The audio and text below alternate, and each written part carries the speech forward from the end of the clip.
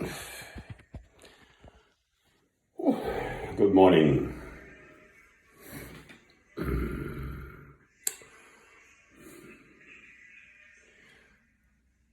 Where there is life, there is hope.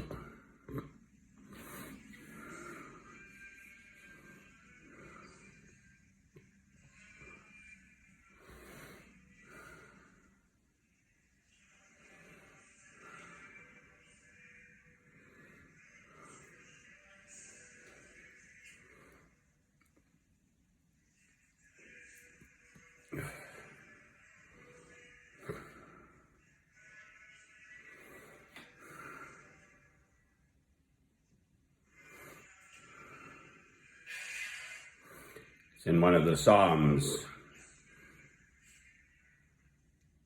I'm no expert on the old Bible, but it's sort of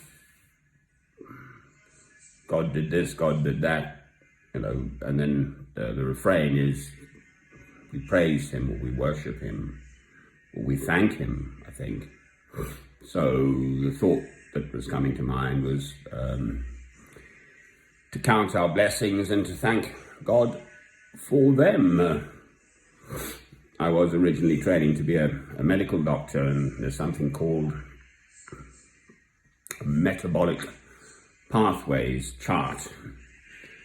So it's this huge, great chart with tiny writing and chemical symbols and all the rest of it. And it is the chemicals that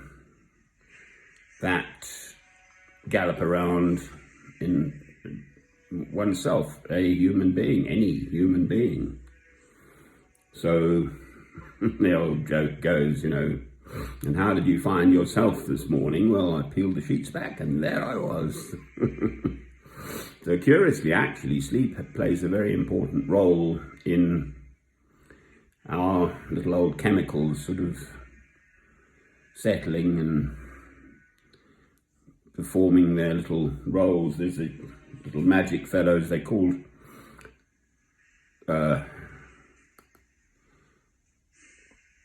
chloroblasts and chloroplasts. I think I'm right there, but it's a long time since I did medicine. But basically, one's whole bony structure, our skeleton, is reformed, remade, completely anew, even the skull, in something like 4 years. So literally, they're these little cells that are like a tunnel borer. They're going, how do they go? That one. Chewing away at the front end, and then at the back end, there's the other lot, and those little cells are packing it in. So it's like a little mole, in a sense. And that's the new bone being formed at the back. So literally, that's how, if you break a bone, you break your wrist, it's called a Colles fracture, Colles. After Mr. Collie, I'm not sure again, but anyway, it's called a Colles fracture. Classic break, you fall with your wrist down like that. The ulna, the bone, the big main bone, you've got the radius and the ulna in your arm. The head cracks back, and you, under local anaesthetic, you can do it. At present, I haven't done it myself actually, but I do know how to do it.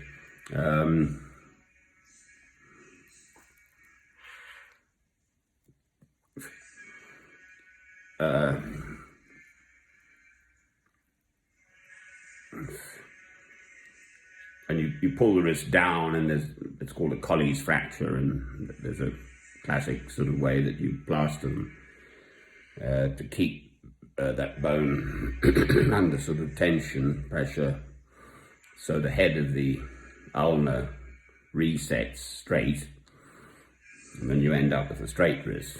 And if you don't do it, then you end up with a bent wrist, because it's the main bone of the wrist. The radius ends before the hand. It doesn't have a main, it's the ulna that has the big knobbly bit in the tarsals in your toes and the carpals in your hand, the bones sort of in the, not your fingery bits, those are phalanges, but in the main bulk of your hand. The bone that abuts up against them is called the ulna.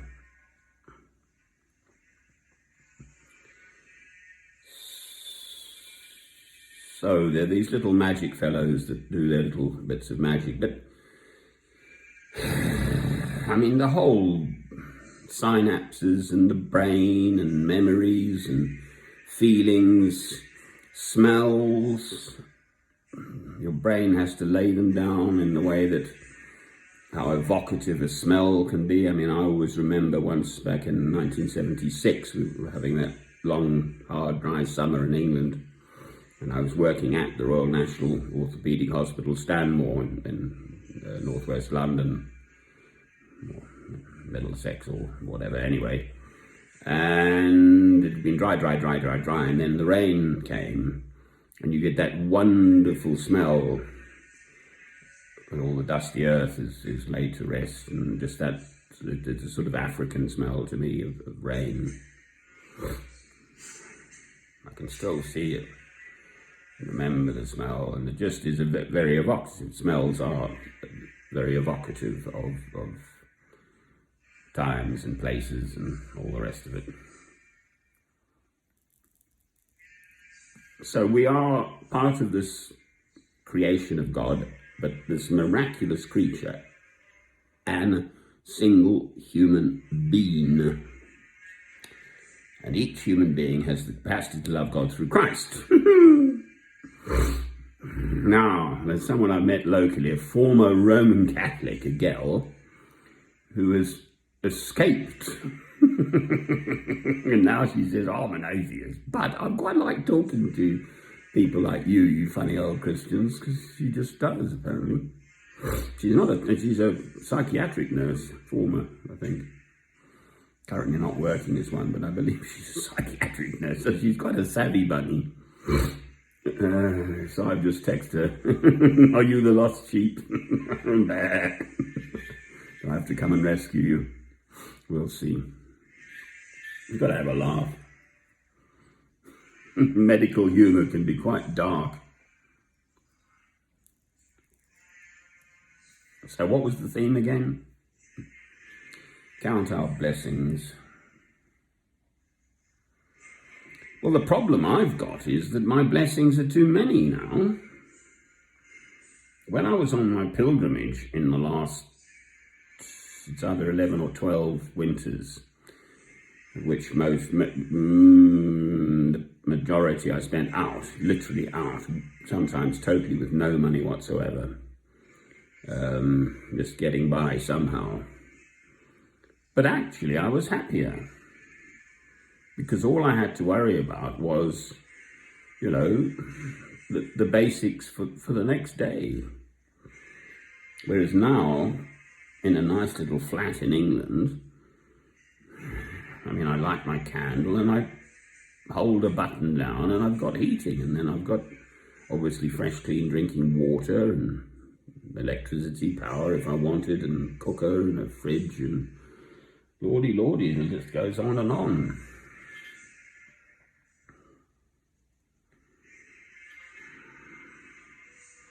Right, so therefore I'm in a privileged position being in England, where we have freedom of speech, which is one of the great privileges we have in England, which has had to be fought for extraordinarily hardly. Never said I was very good at English. The Lollards, I think, had to fight to try and get the Bible, and they were evicted, and I don't know, all sorts has gone on in English history, as has in other countries' history. I'm British, I'm English, half Scottish, so I'm British. I'm 64 years old, I'm not a child, and here I am. And I just seem to have to speak, I don't know. I make these films, they just pour out of me.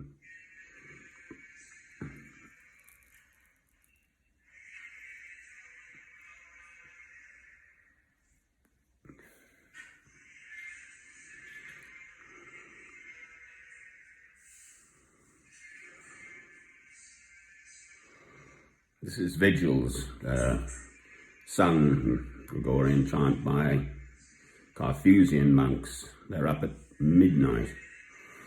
It's nearly an hour's worth. It's a very strong discipline to be.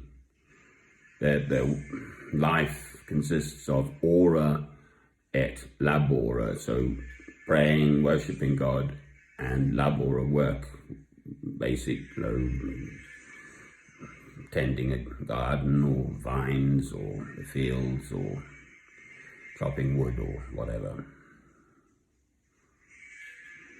But essentially, the daily life is this routine of vigils. Then a Benedictine monk, I know more about them than the Carthusians, but you pray 7 times a day. It's in one of the Psalms, Psalm 119, verse 19 or something. You pray 7 times a day, so 3 a.m., 6, 9, 12, that's noons, and then 3, 6, 9.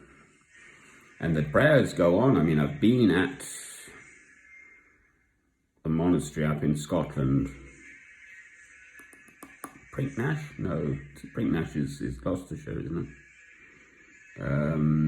Anyway, it's the longest continuous monastic existence in Britain, up by Elgin in Nairnshire in north east Scotland. And it's 2 hours, this Latin, the big morning one. Plus Carden it's called.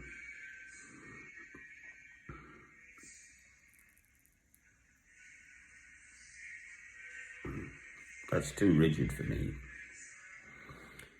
I'm more of just an ordinary, I don't aspire to that level of I suppose one might call it religiosity.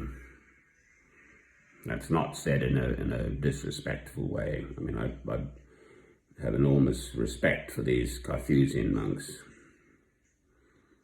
Just praying, they're worked up, but it's an enclosed order pretty much, so they don't go out into the world, whereas the Benedictines do. They have traditionally, their life revolves around prayer, but you'll very often find a school and a hospital associated with Benedictines. It's partly why I've looked very long and hard at becoming a Benedictine monk.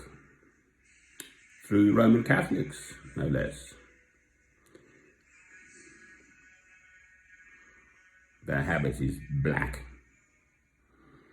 My Christian tunic is actually very dark blue denim with the red scarf, because I'm so serious. So the red scarf said, let's cheer up, let's be bright and cheerful. Right, so ramble, I think that is about the end of my ramble. Count your blessings. Be grateful for what you have, not forever seeking more, especially more material stuff. There is within me a great longing, seeking God and ever deeper spiritual stuff, and I think that's okay. I mean, it's called divine discontent. So we're here in this world, we have our allotted span, 70, so I've got 6 years to go in this vale of tears, according to that, although my mother lived to 95 years old. And one is sort of perpetually restless, and the restlessness comes from the second commandment. We love God, the 2 commandments, love God, love your neighbor as yourself, but second commandment, love your neighbor as yourself. Well, if my neighbor is not well, and so on, then what am I doing to make their lives better? The moment my life is sort of okay, materially especially, then I'm looking out to try and find some way of bettering the lot of my neighbour. There we are. That'll do. Amen. I really am. I can't help it. I'm made this way. Amen. Cheerio.